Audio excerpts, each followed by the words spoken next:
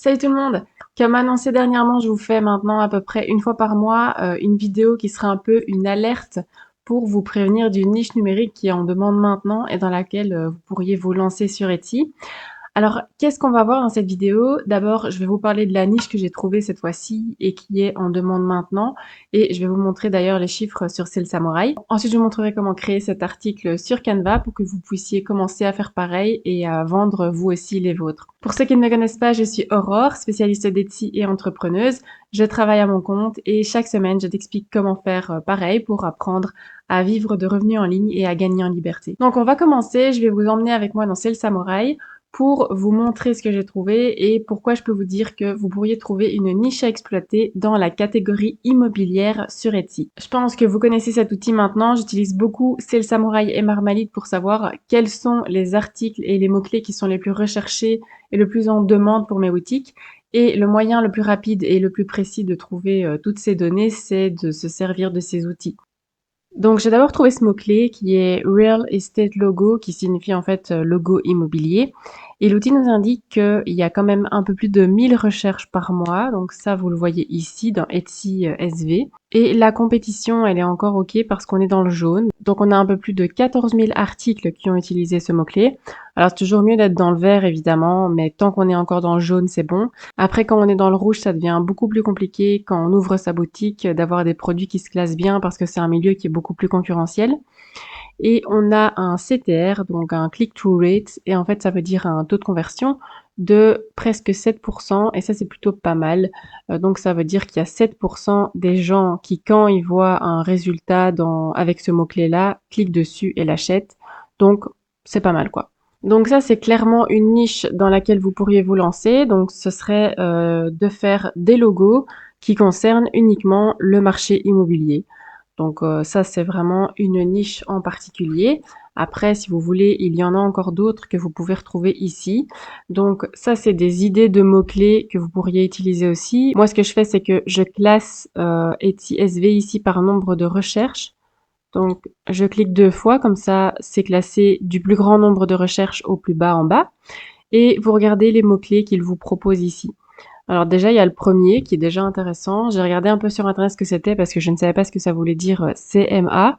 Mais en bref, en anglais, ça veut dire estimation de la valeur d'un bien.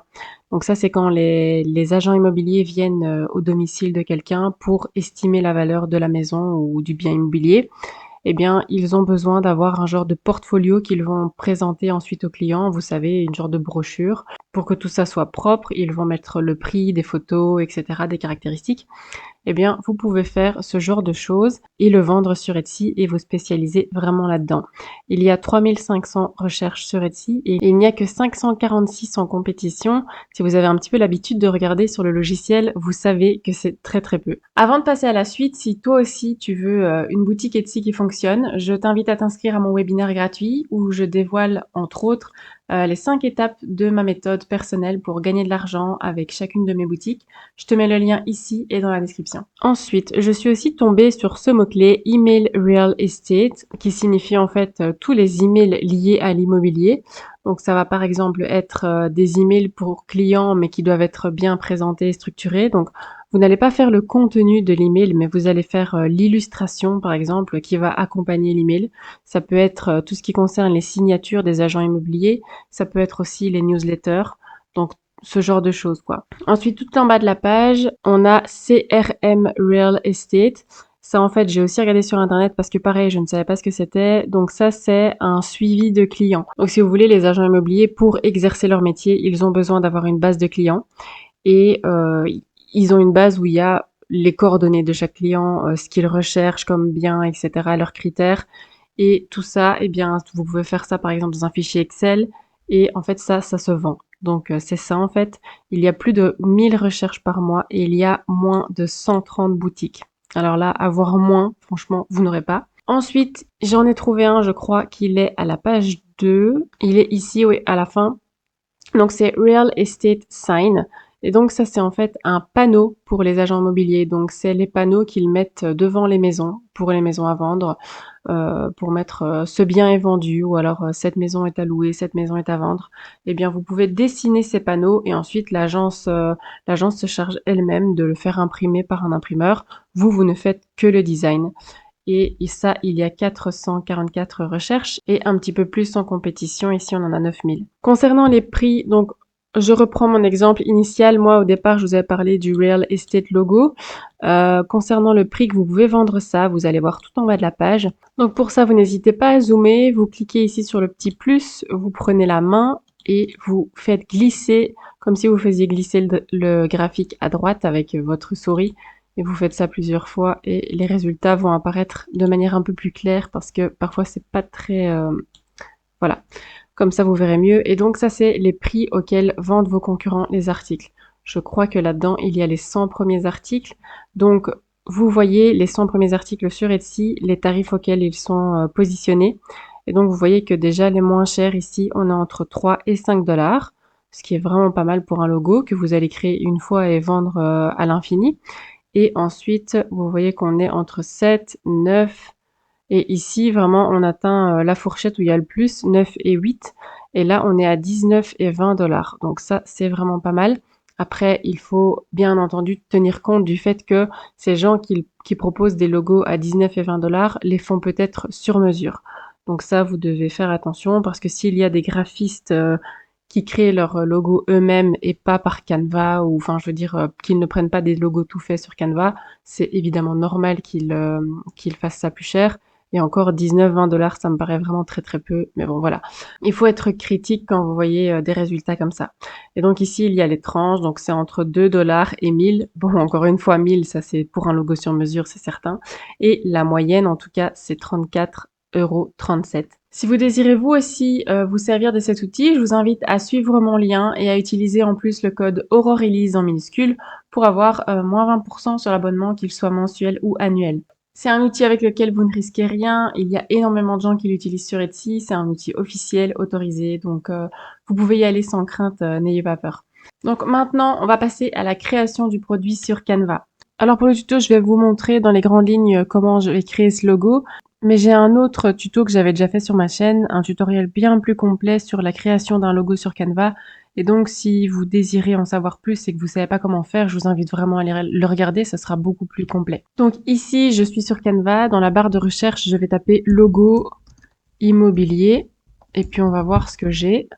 Alors, il y a des fois, pour des choses bien plus spécifiques, vous n'aurez rien, mais je sais que des logos immobiliers, il y en a beaucoup ici. Donc voilà, on vous en propose quelques-uns. Le but, c'est pas de prendre un logo tel quel et de le revendre.